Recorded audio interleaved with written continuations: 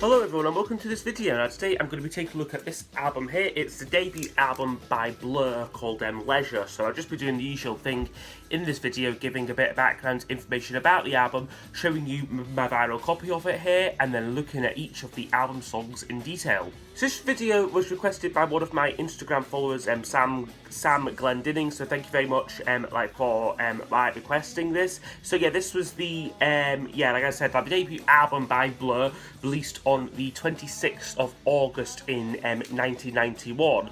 Now the band had formed some 3 years previous in December of 1988 when bassist Alex James joined an already existing band consisting of Damon Albarn, Graham Coxton and Dave Rowntree. They were in a band called Circus, and then they would when Alex James joined, they would rename themselves as Seymour. So attending one of Seymour's early gigs was a guy called Andy Ross, who was the A&R man for a label called Food Records. I think a relatively new label, what had just started up, and he was eager to sign the band. He liked what he heard when they were performing, but he signed them on the condition that they changed their name. I thought Seymour wasn't a particularly good name for the band, so the record label drew up a list of potential replacements, and they chose Blur from that list the label had produced. So they spent most of 1990 supporting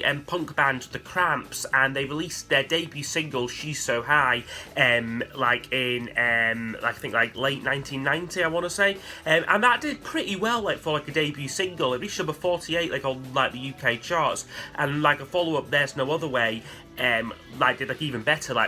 did even better, becoming a top 10 hit. For that single, they worked with Stephen Street, who by this point was a well-established producer, having worked with the likes of the Smiths, at the time, Blur were associated, I guess, with a cohort of a lot of other shoegaze bands, quite loud guitars, a lot of distortion, slightly hard to decipher vocals, as well. But they definitely sat at the more accessible end of this genre. So recording the album was a really quick process. I think the record label was very keen to cash in on the success of both the single "There's No Other Way" and also the sound the band had this baggy Manchester sound, which generally was starting to fall out of favour by this point. The whole scene was running a bit out of steam, and hence Albarn actually wrote these songs very, very, very quickly, sometimes just in the studio, following a band jam. After working up the music, he'd very quickly go in and write the lyrics. So upon its release, it was a commercially successful album. It reached number 7 in the UK albums charts and was certified gold. However, it received a largely mixed critical reception. Some publications such as Select and Q Magazine were raving about the album, others described the music as sounding unfocused and criticised Albarn's slightly basic and immature lyrics. Similarly, the band themselves are not too fond of the album. In hindsight, Damon Albarn has described it as awful and suggested that the band were under a lot of pressure to make the album and make it, in tune with current musical trends, rather than making an album which was, authentic to themselves. So I will just quickly show you the vinyl copy of it I have here. This is just a recent reissue of it. You can get originals of this. I think it is fairly easy to come by originals, maybe say £30-40 I'd say, but this is just a basic reissue. There's the inner sleeve there, and there's the back of it there, just with all the lyrics in a quite frustrating format there, just all in text there. And there's the label, so there's the Food Records label that they were on, and that's the other side of the record there. So yeah, that's the vinyl record looked at. Okay, so I'll now go over each of the album's tracks in detail. So there's a total of 12 tracks on here, so I'll just go through each of them, score each of them out of 10, and that will give us a overall percentage marking for the album.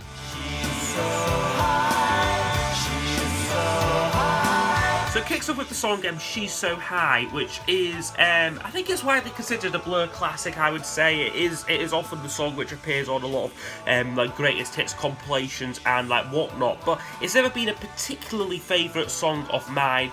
I think it is just overly simple, this song. You know, the lyrics consist of essentially just different combinations, like of only 19 words, and it's got a slightly dull kind of mid-tempo riff and kind of performance. It just feels a bit weak, like as an album opener for me personally. Maybe it would be slightly stronger like if it maybe sat slightly further down, like on like the chart listing. But I do think it's yeah, just a little bit stodgy, I would say, like this song.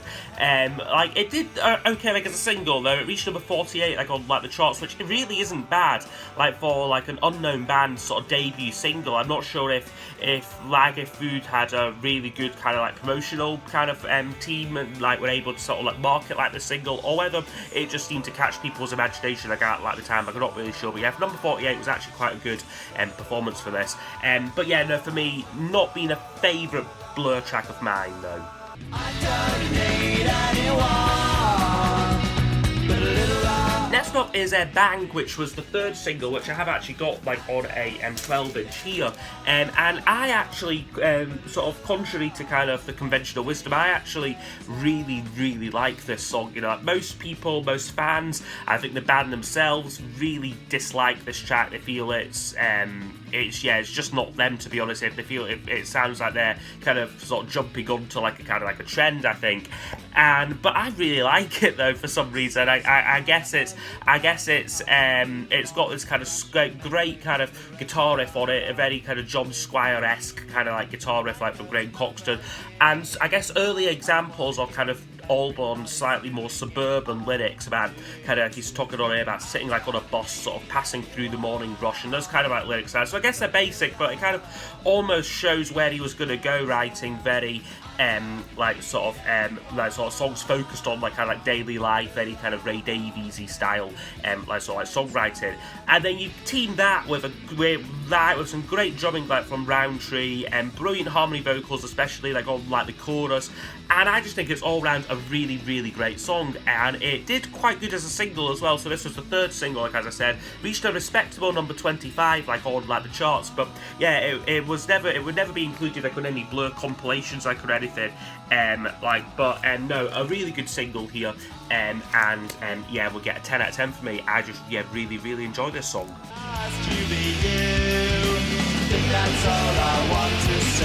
Okay, next one up is a track called Slow Down, which is one of the more middling tracks on the album for me. I just think it's all around a slightly confused sort of song. You've got a very kind of plodding verse on it, and then a kind of wordless chorus, and the beat kind of, I guess, almost completely changes, so it becomes more of a kind of like sort of band jam kind of freak out kind of sort of track. It just feels a bit incoherent. And yeah, it's not really, I mean, it's listenable, like it's okay, but it's not really a good song there. So yeah, Slow Down for me will get a 5 out of 10.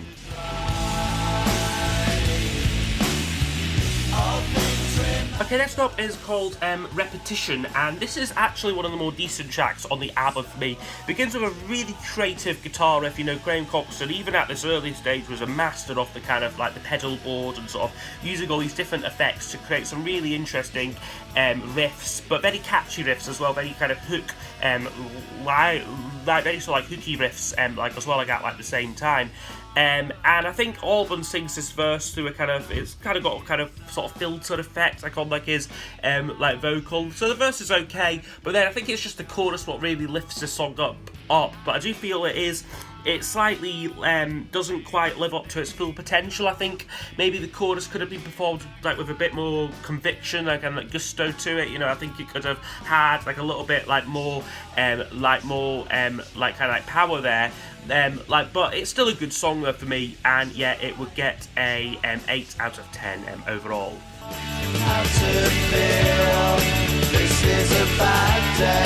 Okay, next one up is called Bad Day. Now this one is another slightly more middling track like on the album for me. very generic kind of baggy sort of sounding track, this one here, with lyrics that Albon was thankfully like up his game on, like massively about the next album. So the kind of like lyrics are very basic, like she doesn't know how to feel, this is a bad day, this is a bad day, like is like the extent like of like the chorus. Just for me, it's a little long and boring like as a song. Again, it's not unlistenable, there's some good bits to it, but I do just feel it's overall a weaker track there.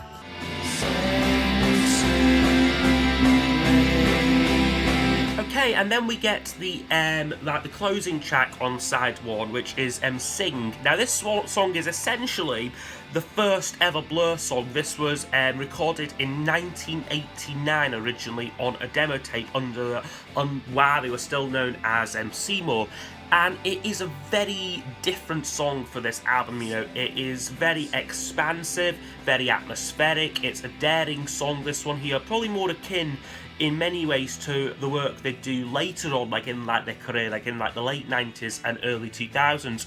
And it just really makes this song stand out because it's not got a sort of baggy sound to it. It is more shoegazy, this song here, in terms of certainly certainly like Albon's like vocal performance is just drenched in echo, like, and like reverb, and then you've got like this beautiful piano part which kind of goes through like the track, and then again Coxton is going wild like with like his like pedal board.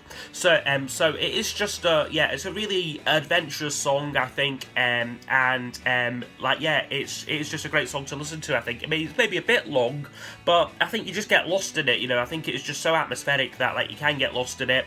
This was I think most notably featured prominently on the Trainspotting soundtrack, so I think that's how most people are familiar with the song, because it wasn't a single, it's not a commercial song by any means, but I think it is widely considered one of the strongest ones on the album. So for me, we'll get a 10 out of 10. There's no other way, there's no other way. Okay, and then opening up side 2, we have There's No Other Way, which was their first major hit. So the second single from the album reached number 8 on the UK charts, and it would be their biggest hit actually until Park Live's Girls and Boys some 3 years later. And I guess listening to this song, you can see easily why it was a hit. It's got a brilliant, catchy guitar riff.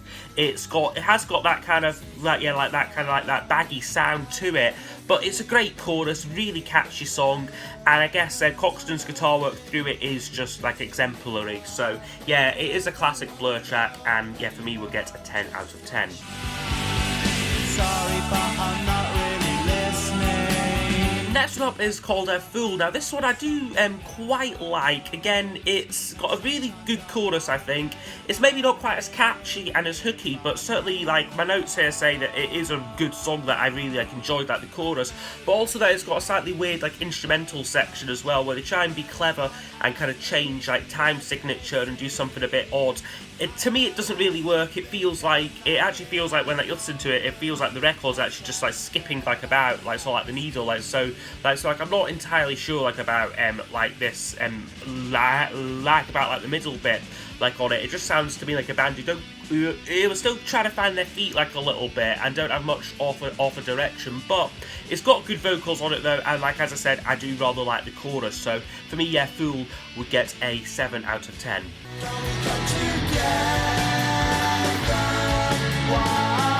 Next up is Come Together. Now this is not a cover of the Beatles song, this is a original song. It is it's a decent track, this one. It's one of the more kind of, I've written down punky sounding songs like on the album, but I guess it is one of the more upbeat kind of like sort of songs that like you almost think you should still be doing live like to like this day, to be honest. So overall, yeah, for me, a really decent like album track here, and we'll get an 8 out of 10.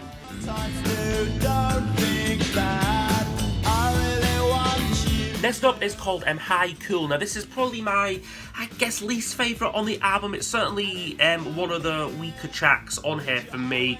It's basically just a bit of filler, this one here. You've got, again, that same incessant Manchester beat going on, which was okay for a couple of tracks, but by this point it started to wear off like a little bit. So it's very similar in musical style to things like Bad Day, and again, basic lyrics like from Albon, you know, like if you come here, which you sometimes do, don't think that I really want you, goes like the song. It's just just a forgettable track for me. Again, there's some decent backing vocals, I think done by Coxton and Roundtree, which shows their potential, I guess. You know, like they kind of, even at this early stage, they had potential to be great. There's just tracks like this which kind of aren't great, to be honest, and kind of, yeah, like let the album down like a fair bit. So yeah, for me, High Cool would get a 5 out of 10 overall. I don't like this day. Okay, the penultimate track is Birthday. Now this one is probably the one track I think people point to when they criticise this album's lyrics. And while the lyrics are bad on this, you know, it goes like, it's my birthday, no one here day, very strange day, I think of you day, and basically just kind of follows that kind of structure for like the one verse. So lyrically it is bad. But musically, this is one of the more interesting moments on the album. It's very low-key, this one here, very moody song, which I guess kind of fits like those kind of lyrics about, yeah, it's like your birthday, but like you've kind of like, you're not doing anything special, you're just alone kind of thing, let down at yourself. So very like sort of like down that's like very like down like and dour lyrics, like, but I think musically it really fits those lyrics. You know, you've got some great guitar work on here, and also like this kind of like this echoey vocal. It just feels very kind of lazy, a bit dreamy, this one here, like for me. So musically great, lyrically a bit rubbish. So I think overall we'd get a 6 out of 10. You wear me down, my defenses are not. Okay, and now we get at the album closer, which I think is one of Blur's most underrated songs personally, is Wear Me Down. And this one is, yeah, it's a bit like Bang, like in like the sense that almost no one else seems to really rate this, but I just really like it, you know. I think you've got some good lyrics about a kind of complex, like sort of like romantic, relationship situation where like you're liking someone so much that like it kind of starts like to damage you a bit. Like he sings like, you make me feel like no one ever will, so why do you bore me until my heart is still. And then you've got this brilliant chorus like that you wear me down part, where again it just sounds great. The music kind of changes up, and I just think it is a really, really great song there for me. So yeah, Wear Me Down, I think I would actually go the full hog and give it like a 10 out of 10. Okay, so overall this album would score 77%. So I would say overall this is a record which I am generally fond of. You know, I think it stands out like in like Blur's discography, like as a document of their kind of Britpop sort of sound. Like, you know, like this was recorded and released like in a very different musical time to the likes of Park Life and like The Great Escape. So it's interesting to see like on this album where they would kind of pull out like sort of like elements like in like their sound, like which they would kind of like lean into like later on, and like other elements which they would like quickly like forget about.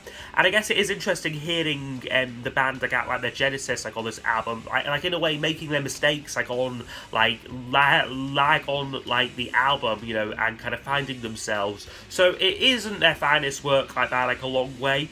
For me, it is an interesting record. It does have some classics on it though for me, like Bang, I would say is a classic. Sing, There's No Other Way, and Wear Me Down all stand out as really strong highlights. There's just a couple of slightly dud songs like on here where they were, I guess, trying out new things, trying to see like what stuck, and yeah, it just so happened that like they won some, they lost some, you know, to be honest. But I think this is, yeah, it is an interesting record, and like one I think that all Blur fans should at least be familiar with and kind of check out just for its I guess like its significance like in like their discography. So yeah, that has been my review of Leisure by Blur. So I hope you have enjoyed. If you've got any requests for future reviews, please do leave them down below in the comment section, and I will see you all next time for the next video. Goodbye.